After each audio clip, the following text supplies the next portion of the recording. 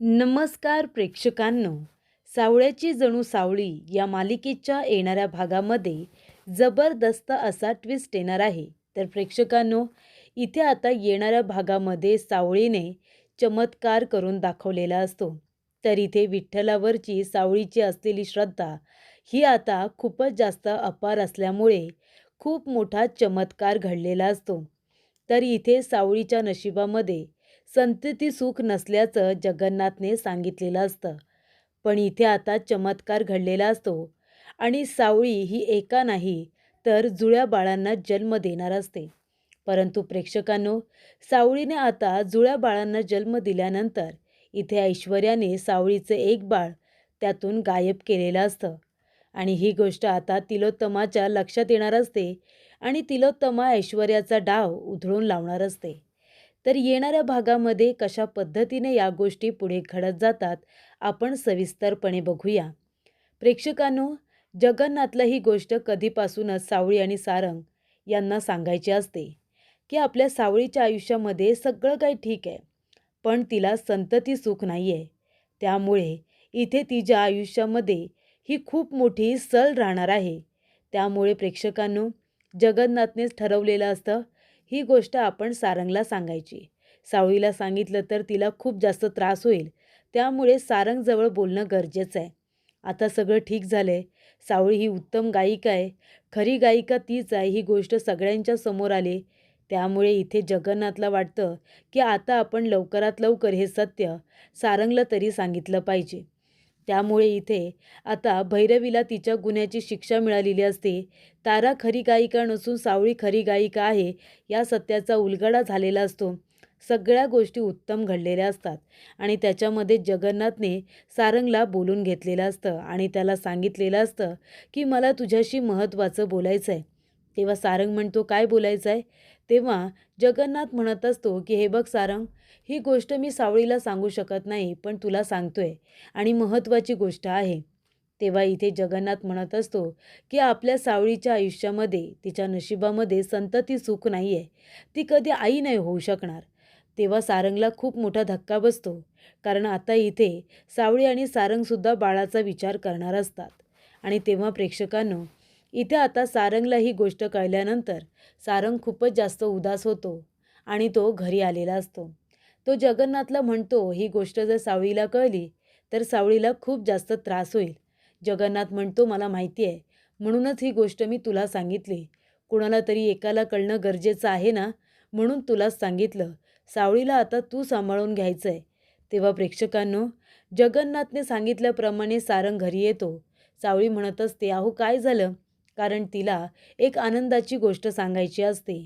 जेव्हा सावळी अमृताच्या रूममध्ये जाते, तिने अमृताची रूम इथे आता बाळाचे फोटो लावून सजवलेले असते. सगळीकडे बाळाच्या लहानपणीचे फोटो लावलेले असतात. तेव्हा अमृता म्हणत असते की सावळी, आता लवकरात लवकर ही तयारी तू सुद्धा करून घे. तुला माझ्या रूममध्ये ही सजावट करायला आवडते ना, तशी मलाही तुझ्या रूममध्ये ही सजावट करायला नक्कीच आवडेल. बाळाचे फोटो मी सुद्धा लावेन तुझ्या रूममध्ये. तेव्हा तू आणि सारंग भाऊजी दोघेजण आता बाळाचं मनावरती घ्या. तसंही आता सगळं काही छान झालंय. तू खरी गायिका आहेस हे सगळ्यांना कळलंय आणि त्यामुळे आईंच्या मनातला रागसुद्धा आता गेला असेल. तेव्हा तुम्हीसुद्धा बाळाचा विचार करायला काही हरकत नाही. तेव्हा सावळीने आपल्या मनाची तयारी केलेली असते. आणि प्रेक्षकांनो, इथे आता सारंग ही गोष्ट आता सावळीला सांगणार नसतो कारण तिला त्रास होईल. तेव्हा सावळी म्हणत असते, अहो काय झालं? तुम्ही गप्प गप्प का? सारंग म्हणतो, काही नाही. तेव्हा सावळी म्हणते, खरं सांगू का? आता मलासुद्धा बाळाचा विचार करायचा आहे. आपण सुद्धा विचार केला पाहिजे ना. तेव्हा अमृता वहिनींना जे काही बाळ होईल त्याच्याबरोबर कुणीतरी खेळायला हवंय ना. तेव्हा आपण सुद्धा बाळाचा विचार करूया.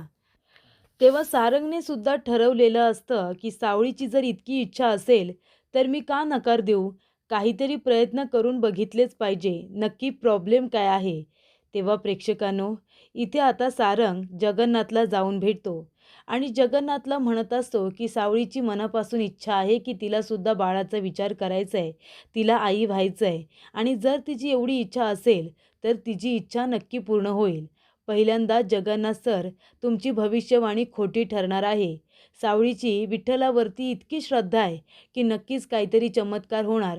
विठ्ठल तिला निराश करणार नाही. विठ्ठल तिला नक्की इथे आशीर्वाद देतील आणि ती नक्की आई होईल. तेव्हा प्रेक्षकांनो, इथे आता सारंग मनापासून त्याच्या सावळीसाठी हे सगळं बोललेला असतो.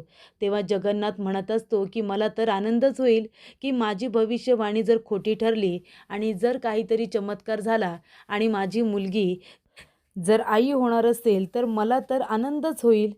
तेव्हा प्रेक्षकांनो, एका बाजूला भैरवी चिडलेली असते, दुसऱ्या बाजूला मेंदळे कुटुंबामध्ये आनंदाचा दिवस येणार असतो. कारण इथे आता सावळीने मनापासून आई होण्याची इच्छा दर्शवलेली असते आणि विठ्ठलाची दिवस-रात्र ती भक्ती करत असते. सारंगसाठी विठ्ठलाची गाणी गात असते. तेव्हा तिचं हे भक्तिप्रेम बघून विठ्ठलसुद्धा खुश झालेला असतो आणि जी गोष्ट तिच्या नशिबामध्ये नाही आहे ती सुद्धा आता देवाने तिला दिलेली असते. चमत्कारच घडलेला असतो. प्रेक्षकांनो, इथे आता सावळी प्रेग्नंट आहे हे सगळ्यांना कळलेलं असतं. तेव्हा इथे तिलोत्तमाला सगळ्यात जास्त आनंद होतो. ही गोष्ट ऐश्वर्याला समजते. तिला खूप मोठा धक्का बसतो. पहिल्यांदा जगन्नाथची भविष्यवाणी खोटी ठरली याचं त्याला दुःख होत नाही. त्याला आनंदच झालेला असतो. तिलोत्तमा खूपच जास्त खुश होते की इथे आता सारंग बाबा होणार आहे आणि सावळी आई. त्यानंतर प्रेक्षकांनो, सावळी इथे प्रेग्नंट आहे हे समजल्यानंतर तिलोत्तमा तिची खूप काळजी घेत असते. सोनोग्राफी केल्यानंतर खूप मोठा खुलासा झालेला असतो. कारण सावळी एक नाही तर 2 बाळांना जन्म देणार असते. तिला जुळं होणार आहे ही गोष्ट आता सर्वांना कळलेली असते. तेव्हा ऐश्वर्या म्हणते, काहीही झालं तरीसुद्धा फक्त या घरामध्ये आता मलाच मूल नाही आहे.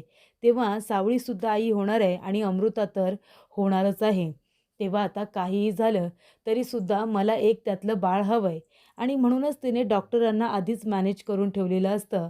सावळीचं बाळ हे आता ऐश्वर्याला चोरायचं असतं. अमृताची डिलिव्हरी झालेली असते. तिला एक गोंडस मुलगा झालेला असतो आणि त्यानंतर प्रेक्षकांनो, इथे आता सावळी प्रेग्नंट आहे.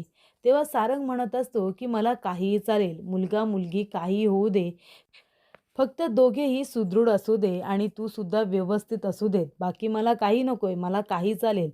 त्यानंतर प्रेक्षकांनो, इथे आता ऐश्वर्या म्हणत असते की सावळीला 2 बाळ होणार आहेत. त्यातलं एक बाळ जर मी घेतलं तर कुठे बिघडलं? डॉक्टरांना सांगायचं की एक बाळ तिचं जिवंत आहे असं सांगा आणि दुसरं जिवंत नाही असं सांगा. म्हणजे एका बाळाला घेऊन मी पळून जाईन.